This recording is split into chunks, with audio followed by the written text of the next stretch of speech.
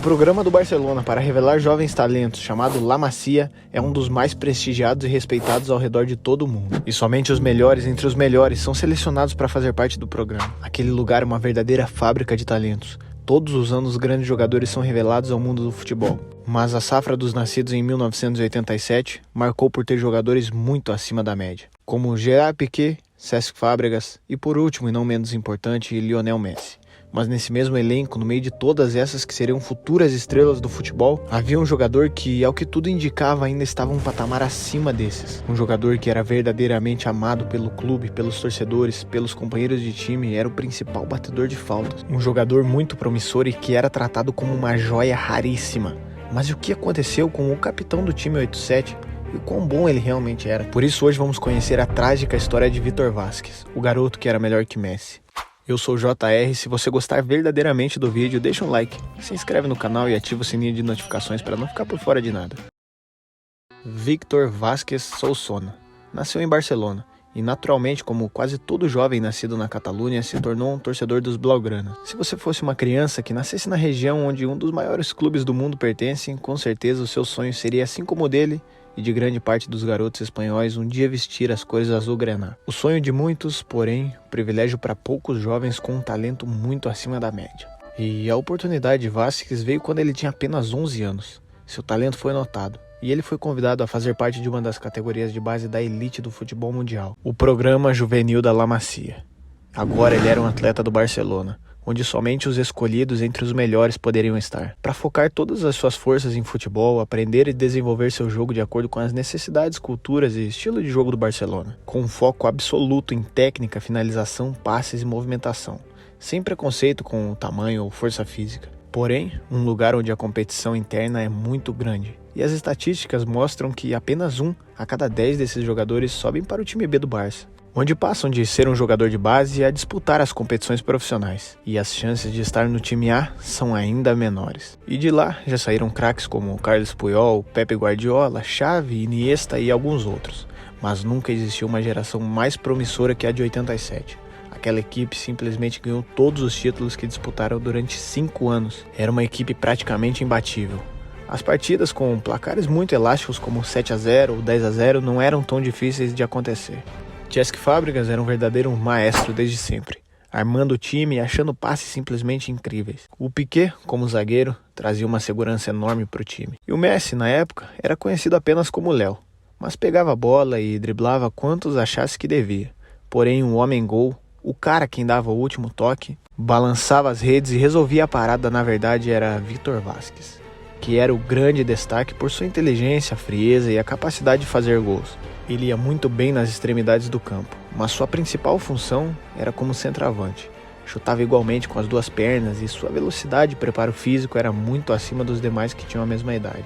Vázquez se destacava tanto dos demais que os maiores jornais e portais de notícia daquela época chamavam o time de 87 de a geração de Vázquez.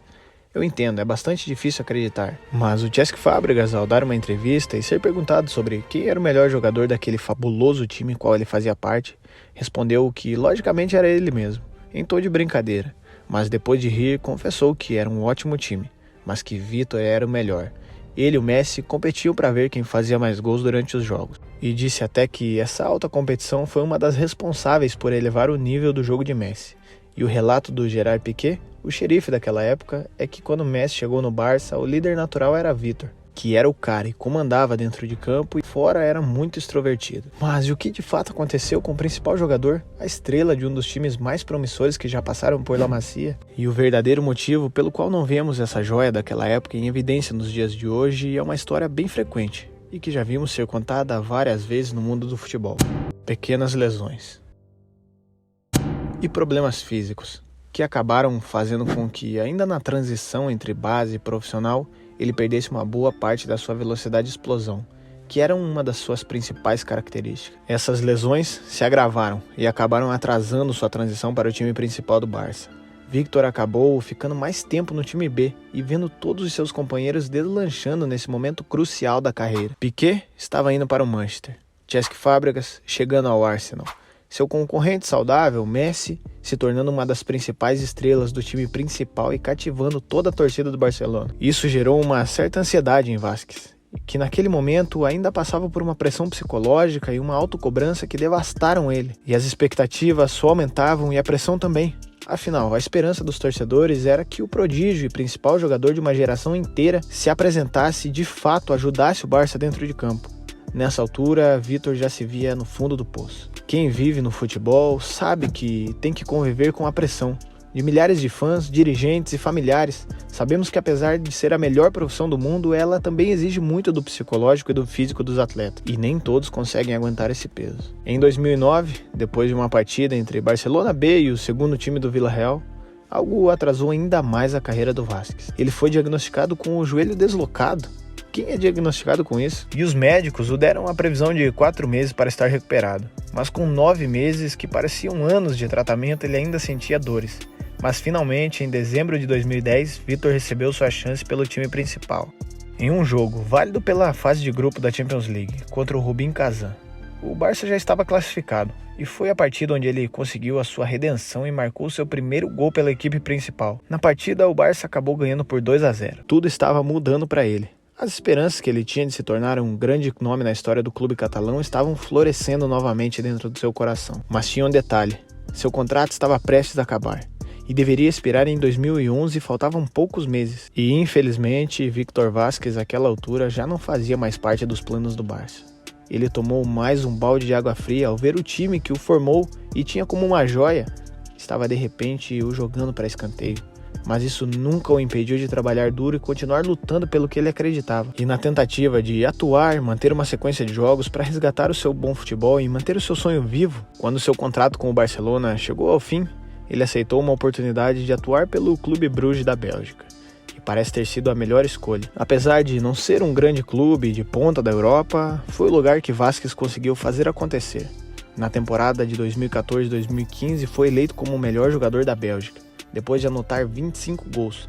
Ganhou alguns títulos nacionais pelo Bruges, mas nunca passou disso. Infelizmente, Vítor Vázquez acabou nunca sendo o jogador mágico que todos que acompanhavam ele desde a base acreditavam. E isso nunca se deu por falta de comprometimento ou profissionalismo dele com o esporte, e sim com a falta de sorte que teve. Depois de suas inúmeras lesões se agravando e não suportar a pressão psicológica que passou durante a sua transição ao profissional, ele precisou dar um passo atrás na sua carreira. Hoje ele está atuando atualmente na MLS pelo LA Galaxy. É amado pelos torcedores, pelo clube, pelos seus companheiros, e quem convive com ele realmente alega que Vítor é um cara fora da curva, tanto pelo seu desempenho dentro de campo, quanto pelo seu caráter fora das 4 linhas. E diferente de outros jogadores que depois de passarem por situações difíceis acabam se entregando aos vícios, Vítor Vázquez deixa outra mensagem, de que é possível sim ser feliz e fazer aquilo que ama mesmo depois de passar por um vale que parecia não ter fim. Ele prestigia seu passado como uma grande promessa do Barcelona, mas está 100% focado em seu presente. E esse cara realmente merece todo o nosso respeito. E agora eu quero saber, algum de vocês já conhecia esse jogador ou a história dele? E deixa aí nos comentários qual o principal caso de algum jogador que teve sua carreira devastada pelas lesões. Deixa o like, se inscreve se você não é inscrito e ativa o sininho de notificações para não ficar por fora de nada. Eu sou JR e aguardo vocês no próximo vídeo. Aquele abraço e tchau!